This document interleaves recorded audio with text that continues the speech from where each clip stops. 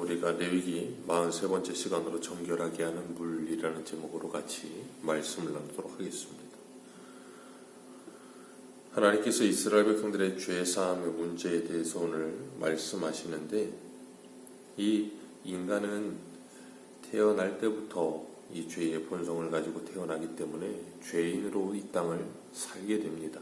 그래서 예레미야 17장 9절에는 하나님은 만물보다 거짓되고 심히 부패한 것이 사람의 마음이라 그랬어요. 그리고 종교개혁가였던 칼빈은 사람의 마음은 죄 우상을 만드는 공장과 같다 그랬습니다.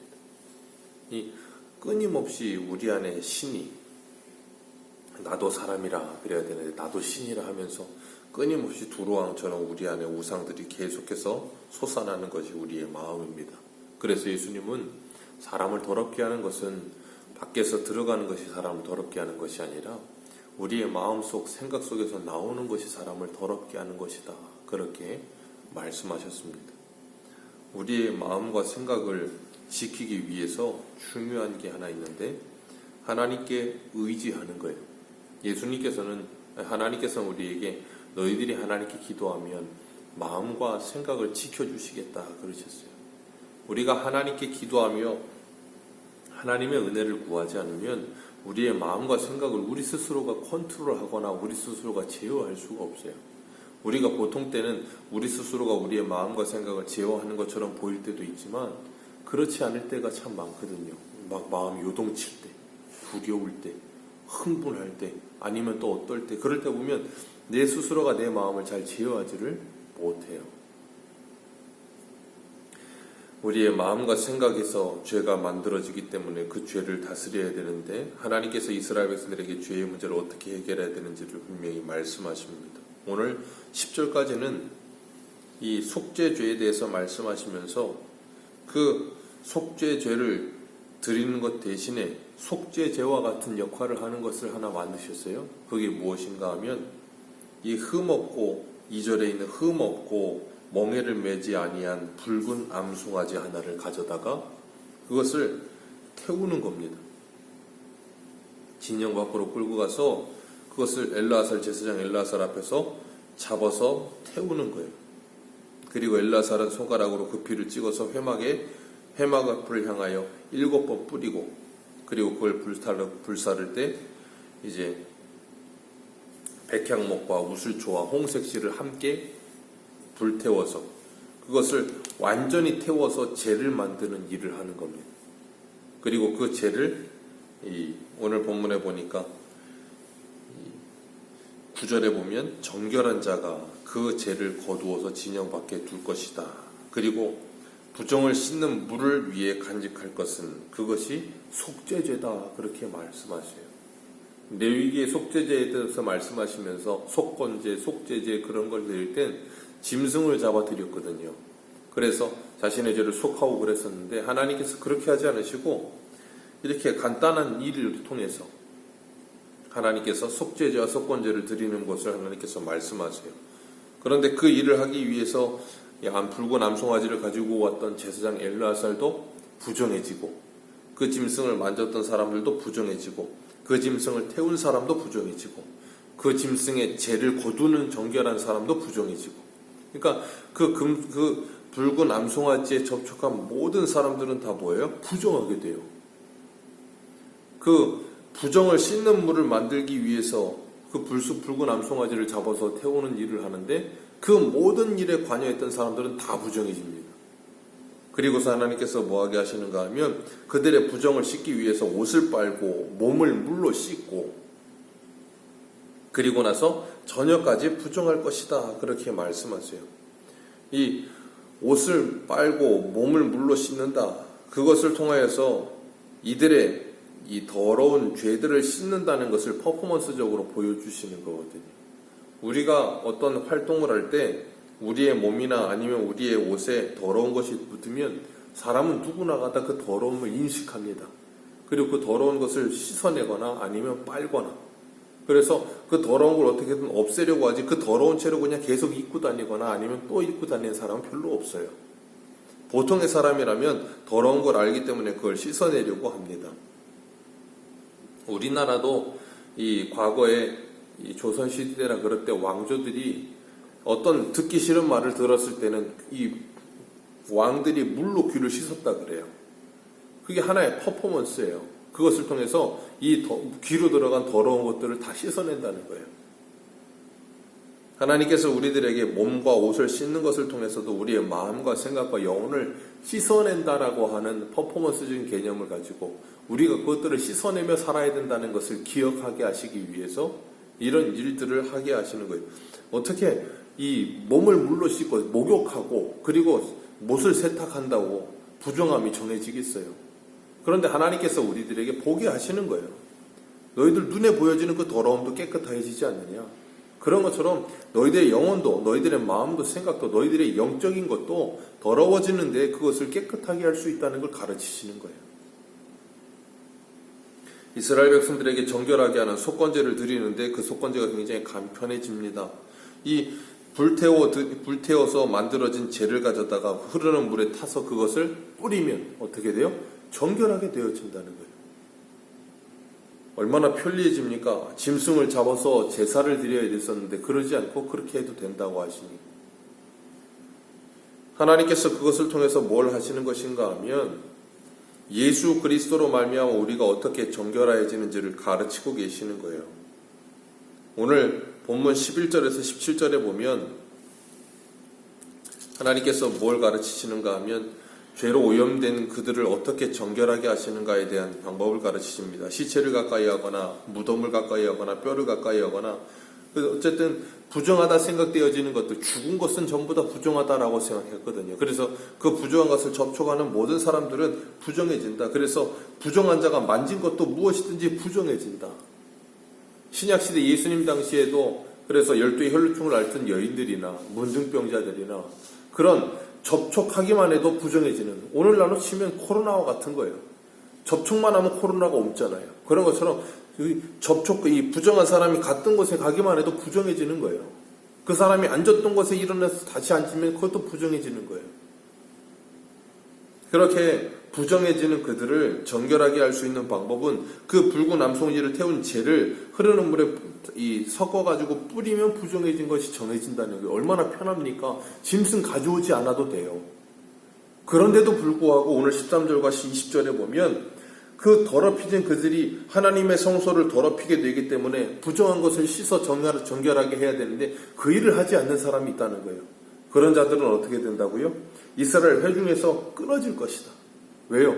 그들은 그 부정한 대로 그대로 있기 때문에 끊어질 것이다. 그렇게 말씀하세요. 다시 바꿔 말하면 오늘날 코로나에 걸리면 어떻게 돼요? 사회로부터 격리를 돼요. 격리당합니다. 격리당하는 이유, 더 많은 사람들이 코로나에 걸리지 않게 하기 위해서, 그리고 격리하여 그 사람을 집중 치료하기 위해서. 이스라엘 백성들 가운데서도 문둥병에 걸린 사람들은 이스라엘 그 공동체 안에서 뭐예요? 격리를 시켰어요. 그리고 문둥병자들은 스스로 그들끼리만 이스라엘 진영 밖에 있다가, 그 진영 밖에 있다는 것은 뭘 의미하는가 하면 이스라엘 백성들에게는 죽음을 의미하는 것과 같습니다. 공동체에서 따로 떨어졌고 하나님의 성소에 들어갈 수도 없고 하나님을 예배할 수도 없기 때문에 영적으로 죽은 것 같은 상태가 되는 거예요. 그러다가 제사장이 그를 진찰하여 그가 다 정결하여지면 다시 들어오는, 그 정결하게 되는 예식을 거쳐서 들어오게 되는 그것들을 보게 되는데, 하나님께서 그들에게 속건제를 드리는 아주 간편한 방법을 주셨음에도 불구하고 그들은 그것을 행하지 않는다는 거예요.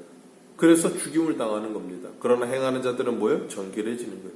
하나님께서 그렇게 우리로 하여금 우리에게도 하나님이 죄를 얼마나 철저하게 싫어하시며 미워하시는지를 알게 하시는 방법을 우리에게 주셨다니까요. 제가 좀 아까도 말씀드렸죠. 우리는 몸에 뭐가 묻으면, 우리 결벽증이 아니라 할지라도 몸에 뭐가 묻거나, 제가 예전에 아이들하고 저 무의도에 가서 갈매기 한 밥 한 번 준 적이 있거든요. 근데 하필이면 갈매기가 제 손에다가 똥을 싸가지고 정말 기분이 너무 나쁘더라고요. 얼마나 더럽든지 편의점에 들어가서 그 편의점 물도 비싸요. 그 수돗물 사가지고 그걸 다 씻어냈어요. 씻어내도 그게 싫더라고요. 애들이 그래가지고 아빠 손에 갈매기 똥 묻었다고. 그리고 가까이 오지도 않아요, 그날은. 한 번 똥 묻으면 그 똥만 묻어도 더러워지고 부정하다 그러는데, 죄가 우리 안에 들어와 있을 때 우리가 얼마나 더러운 존재이겠어요. 우리 몸에 우리가 몰라서 그렇지 이 장기에 있는 그곳에 우리가 먹은 음식이 똥이 되어서 들어있는 게 얼마나 많습니까? 몇 킬로가 된다 그러잖아요. 근데 우리는 안 보이니까 우리가 그렇지 않다라고 생각할 뿐이에요. 그러니 눈에 보이는 거 조금만 묻어도 더럽다고 생각하죠. 하나님께서 우리들에게 그렇게 이 더러움에 대해서 싫어하고 미워하는 마음이 우리 안에 있게 하셨어요. 우리가 예수 그리스도를 믿기 전에 하나님과 단절되어 죄로 오염되고 어그러진 상태에 있어도 여전히 하나님의 속성이 우리에게 약간은 남아있다고요. 그래서 그런 더러움을 미워하는 마음이 우리 안에 있어요. 하나님께서 그것을 예수 그리스도로 말미암아 회복시켜 주시고 나면 그 더러움을 미워하는 마음이 더 많아지는 게 마치 결벽증 환자처럼. 그래서 죄와 싸우되 어떻게 해요? 퓨리가 싸우게 되는 거예요. 우리가 우리의 외면을 가꾸는 것만큼 우리의 내면을, 우리의 신앙을 가꿀 수만 있다면 얼마나 아름다워지겠습니까? 그래서 하나님은 베드로전서 3장에 그러잖아요. 외모를 꾸미지 말고 너희의 속사람을 아름답게 하라. 우리는 거울은 자주 보고 우리의 외면을 가꾸는 일에는 기가 막힙니다. 머리를 단장하고 옷을 깨끗하게 입고 그런 거 얼마든지 하지만 우리 내면을 돌아보는 사람은 그렇게 많지 않아요. 하루에 내가 내 영혼의 상태를 체크하고, 체크리스트도 드렸었지만 내 영혼의 상태를 체크하고 내 신앙의 상태를 체크하는 사람 요즘 그렇게 많지 않아요. 드뭅니다. 근데 성도는 그거 체크하는 사람들이에요. 입에 고춧가루 좀 묻은 거 중요하지 않아요. 다른 사람에게 그렇게 좀 미간 상태 그럴 수는 있어도 그렇게 중요하지 않아요. 그런데 내 영혼의 상태가 안 좋아지는 건 정말로 무서운 문제예요. 그런데 정말로 무서운 게 뭔지 아니면 정말로 더러운 게 뭔지를 자꾸 인식하지 못하기 때문에 이 외형적인 것에만 자꾸 관심을 써요. 하나님이 그래서 외형적인 걸 관심을 가지게 하시는 그 마음을 우리에게 영적인 것으로 돌려놓으시기를 원하고 계시는 거예요. 그래서 이 붉은 송아지를 잡아서 그 죄를 물에 타서 뿌려서 정결하게 하듯이 마치 오늘날 코로나 때문에 손소독제가 그렇게 유행하잖아요.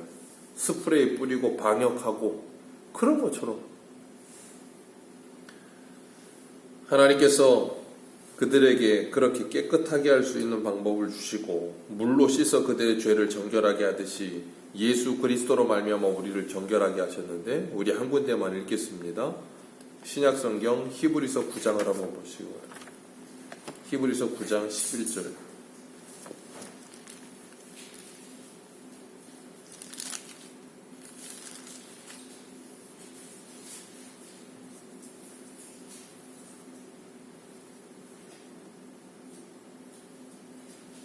히브리서 9장 11절입니다. 11절부터 15절까지 읽겠습니다. 시작. 그리스도께서는 장래 좋은 일의 대제사장으로 오사 손으로 짓지 아니한 것 곧 이 창조에 속하지 아니한 더 크고 온전한 장막으로 말미암아 염소와 송아지의 피로 하지 아니하고 오직 자기의 피로 영원한 속죄를 하리로사 단번에 성소에 들어가셨느니라. 염소와 황소의 피와 및 암송아지의 죄를 부정한 자에게 뿌려 그 육체를 정결하게 하여 거룩하게 하거든 하물며 영원하신 성령으로 말미암아 흠없는 자기를 하나님께 드린 그리스도의 피가 어찌 너희 양심을 죽은 행실에서 깨끗하게 하고 살아계신 하나님을 섬기게 하지 못하겠느냐. 이로 말미암아 그는 새 언약의 중보자시니 이는 첫 언약 때에 범죄한 죄에서 속량하려고 죽으사 부르심을 입은 자로 하여금 영원한 기업의 약속을 얻게 하려 하십니다. 이 분명히 말씀하세요. 구약에는 수많은 속건제와 부정한 자를 거룩하게 하는 방법들이 있었는데 이제 속건제 레위기에서 속건제를 드리기 짐승을 잡아야 했었지만 민수기에서는 그걸 이제 약식화해서 뿌리는 걸로 그리고 이제는 신약을 살고 있는 우리들에게는 그런 뿌리는 일도 하지 않아요. 이제는 뭐 하세요? 예수 그리스도의 피로 우리를 뭐 하세요?